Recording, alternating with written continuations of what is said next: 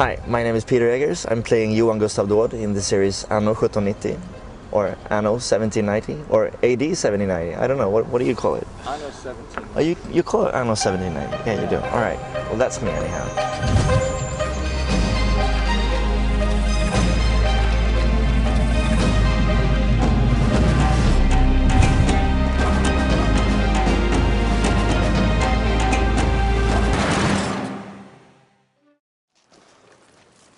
Det råder ett stort missnöje bland våra adliga officerare. Missnöje över vår konung som drog in oss alla i detta meningslösa krig. It's a series about a time in Europe, in Sweden, where the politics are making big turns because of the revolution in France, and it's affecting the Swedish court and all of the Swedish politics. The king at the time, he loves to go to war, so this is kind of where it all springs out of. And I'm playing the doctor coming home from a war where he saw thousands and thousands of men just getting slaughtered by the Russians. Ni där! Kan ni komma hit? Vad heter ni? Freund. Jag visste väl själv. Freund? Har du något kvar i den där? Ja, lite. Ge mig det.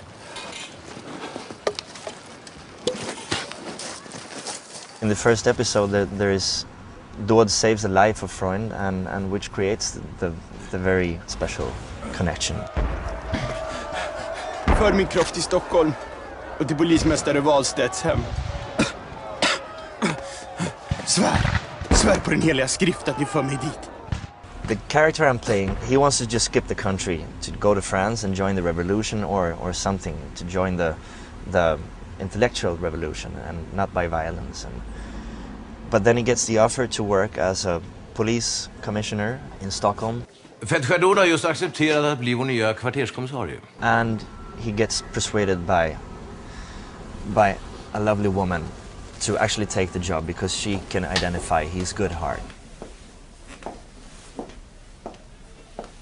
Förlåt. Fältskär Johan Gustav Daud, Simon Freunds räddare. Och det här är min hustru Magdalena. Ni anar inte hur tacksamma vi är för att ni kommit hit med Freund. Daud har avböjt att dinera med oss ikväll. Han tycks ha bråttom härifrån. Så bråttom kan det inte vara. Henrik, se till att bära upp Dauds tillhörigheter till Freunds rum. So he takes the job and he tries to keep the balance between being loyal to the king, because that is where his position is at the moment, and still supporting the revolutionary thoughts anyhow. And then there is a lot of crimes along the way and things to solve. Det var inte tapetkniven som dödade Winberg. Det var för lite blod kring sticksåret. Han var antagligen redan död när kniven stacks in. Vad är det här? Vad ser det ut som? Flisan är av valnötsträ, så antagligen kommer den från en pistolkolv. Winberg hade fått en skallskada. Så du menar att Winberg dog av ett slag? Ett så hårt slag att den där flisan lossnade från pistolkolven.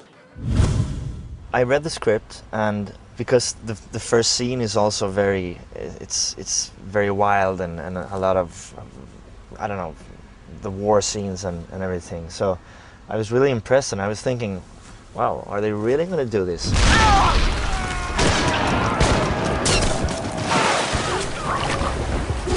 It's such a driving character, and he's doing all the scenes. There is so much space to create things and to also dig into the moral of this time, the aspects of what is right and what is wrong, which is quite different from what we think is right and wrong today. And that's interesting, I think. Kungen har förbjudit att man ens nämner den franska revolutionen.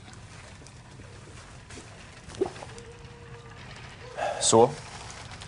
Sverige ska inte behöva härjas av samma tygelösa vettvillingar som Frankrike.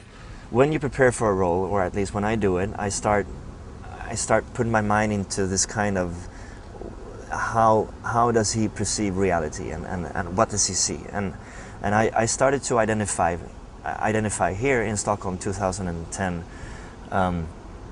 different dilemmas as One day I saw a mother and a kid going on the street, and she was going very hard at him. She was not hitting him, but she was being really, yelling and pulling his arm. She was really angry. My reaction was like, whoa, okay, that's not okay. It's against the law in Sweden, or is it? Because it's too hard. And then I started to think, what would this be like in Anno 1790, in the 18th century? It's not the same thing, because they had a different view of to correct children with a slap is a positive thing. We think today that it's not a positive thing, it's something negative, and we respond that way instinctively. But in that way, it's possible to think that even though Johan Gustav Daud is a good character, he could consider child, not abuse, but correcting children with violence to be a good thing. So that's an interesting, different kind of moral perspective. And so I started thinking about these.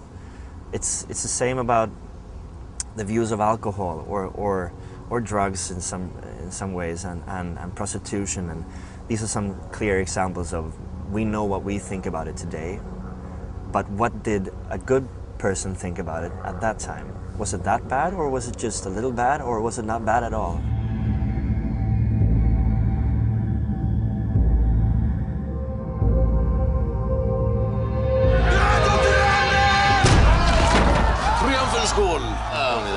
Kungen ett med sitt folk.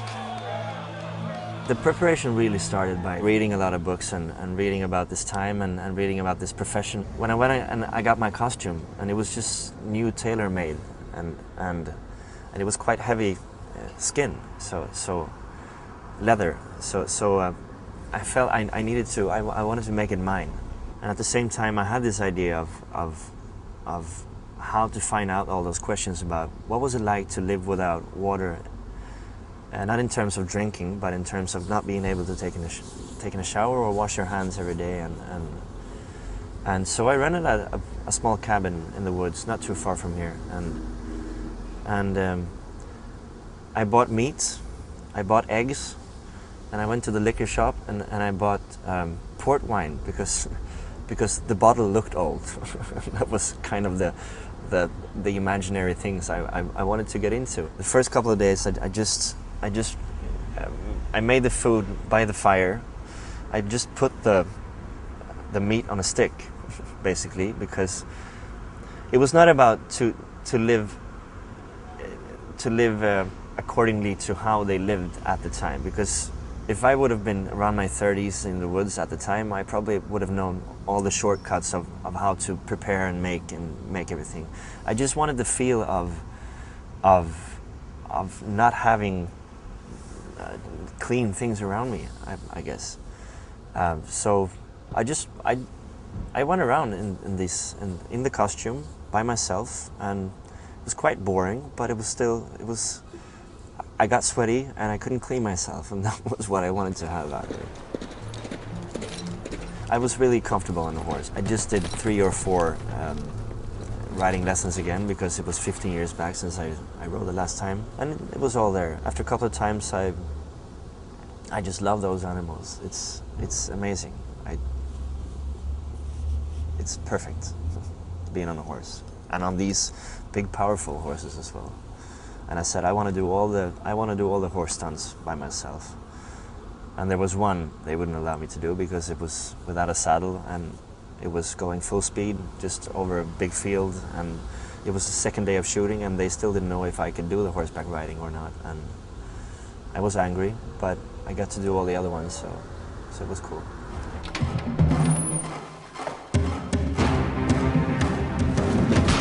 A lot of the exterior scenes are produced in this outdoors big studio, so it's the outdoors temperature, but with the ceiling, and it was freezing as hell. It was, I don't know, below 20 degrees almost, because we did it during the winter. So this was, when you see people freezing in the picture, we were really freezing, and a big shout out to all the extras who had patience enough to not being able to run back and forth to the warm places, and which we weren't even either being able to do because it was too far away. So sometimes you'd just have to stand on something and get some heat blown at you, and just to being able to survive the day. So that was one. But what you see in the series, the big square, where most of the buildings are presented, that is in this indoor studio. It's in the middle of Sweden. It's in Hallsberg. And then most of the interiors we did in a studio down here in Stockholm, where they build up the Dodds home and Wahlstedt's home and the prison and some of the other big environments. And then in almost every episode, I think, you go to one specific environment where the drama is set to be, and that is done around all over in Sweden, wherever we could find the good place, the old buildings. And it's also done in the old city here in Stockholm and in Skansen, which is a nature park out in one of the islands where they have a lot of these old buildings. And that was just, getting into when it's winter outside, because it gives you such a direct feeling of something physical. It's cold, and it's the same damn cold now as it was 300 years ago, 200 years ago. So that's something real. And then you go into an old cabin, and the door is just, you really have to bend double to be able to go in there, and that's also real. That was there, and getting these small details was important at the beginning, just to really get into it. But and then along the journey, it was just whenever it came up, whenever we went to one of these environments, it was just a gift, because you could just be in it, and because the materials had so much history in itself. I know there's one scene where we're digging out skeletons of children out of a big pile of dirt. We had a couple of setups of my costumes, and so I really had to beg, because I wanted to go. Can I go all in? Can I please, not swim around in it, but I want to get dirty, like in the head and everything, and I got to do it. I'm happy about that. Bövelen Dåd. Den är ofarlig. Sak samma, det är ingen leksak. Nej, det är en svartkrutsbomb. Tänk att en sån här liten rackare kan vara så förbannat farlig. Krut, grova hagel, hästgårdsöm. Den som har tillverkat den här har uppenbarligen vissa kunskaper inom krigskonst. Me and Joel Spira, who is playing Freund, we're very good friends, and we also had a very good. It was very nice working with him, because we had the same kind of, we were thinking the same way. So we went through the scripts and we were discussing the scenes. He said, no, that should be that way, and we really could discuss that in an open way, just to gather our thoughts. And then we often brought that to the directors and said, we've been speaking about this, and what do you think about that? And some things we agreed on, and some things we didn't.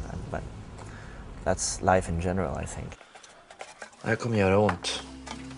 Även för en hårdhudad revoltör som du. In some ways, the relationship between you and Joel mirrored the relationship between Dode and Freund. Yeah, it is in some ways, because we're very different. He's we're about in the same age. He's got a wife and 2 kids. I don't. We're just totally different people, but we communicate very good, and we still. It's a bit like in the series. You always become the characters you play, right? Är det besvärligt att vara du? För inte här ett lättsint levande. Du beblandar dig med patrioter. Syndar med fransyskor. Hyser orena tankar om gifta kvinnor. This love story is totally forbidden. In some ways, it's a shame, because it takes a lot of time, and we don't have that kind of time in this kind of series to explain how forbidden it is at the time, which consequences it would get socially and legally if that love story were to come out, because everybody would be obliged to turn their backs on them, and she having 2 children and all the friends and all that. I mean, this is the kind of option that they have, that if they would want to fulfill this idea to have the relationship, it would have to be in another place of the earth, and far away from the English, Swedish, French, Danish courts or whatever who possibly could pursue them.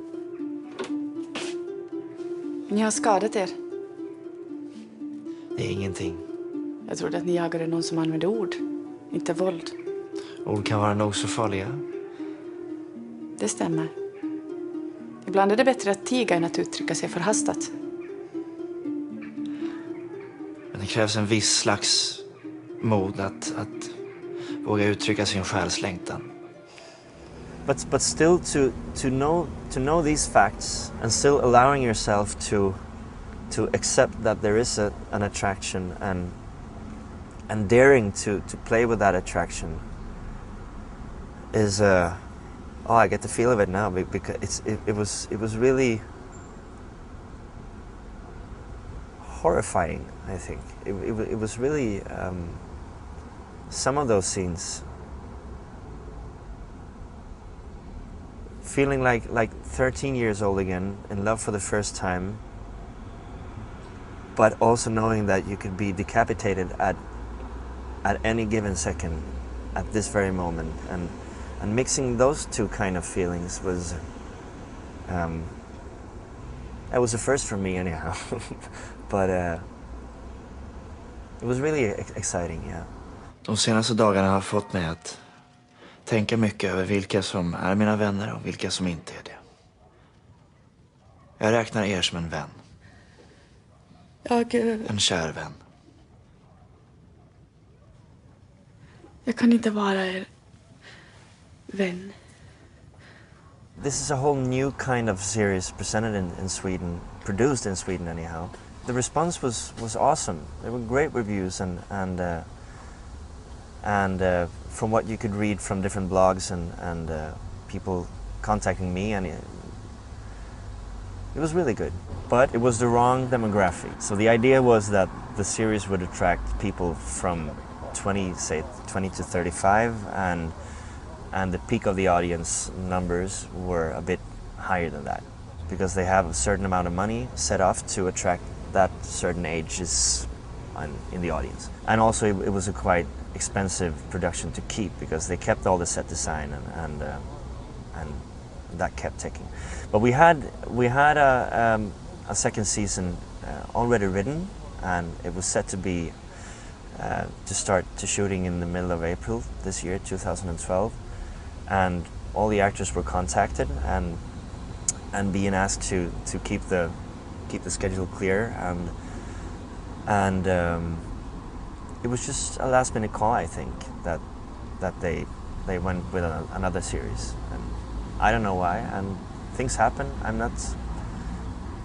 It would have been fun to make another season, definitely, because I love the environment and I love the costumes, and I love the characters are good, and I really had a great say in some of the episodes in the second season, and the dilemmas were there was some awesome themes about werewolves and about myths and about prostitution, about rape, and something really reflecting today's society as well. So that was a shame. There were many good episodes, I think. Jag klarar inte av det här längre. All denna teater. Jag förstår er. Tro mig. Jag vet. Ni förstår. Jag kan inte fortsätta som kommissarie. Varför inte? Sprickan i den värld jag tror vore möjlig och den värld jag ser omkring mig, den är för djup. Now I just finished off doing some work in Denmark in a Danish television series called Borgen. Yeah, and now I'm doing a Swedish film called, it's about a character called Maria Wern, who is also a Swedish crime, a female crime fighter, and it also includes horseback riding. This character, it's kind of a sex maniac cowboy horseback riding. I love this character. It's going to be so much fun to do it. Yeah. So I'm doing that in August and September, and then another project which is not all set yet. Hopefully in October, November, and then I'm heading off to LA to have some meetings there and see what that is for the winter and spring. Have you been there before? No, I haven't. First It's the time. first time. Yeah. So I'm just gonna. All of my friends been there, and I know a lot of people there, and I'm just gonna hang out in the beginning and have some meetings and just kind of like, I don't know, hang out, get to know the city and take it from there.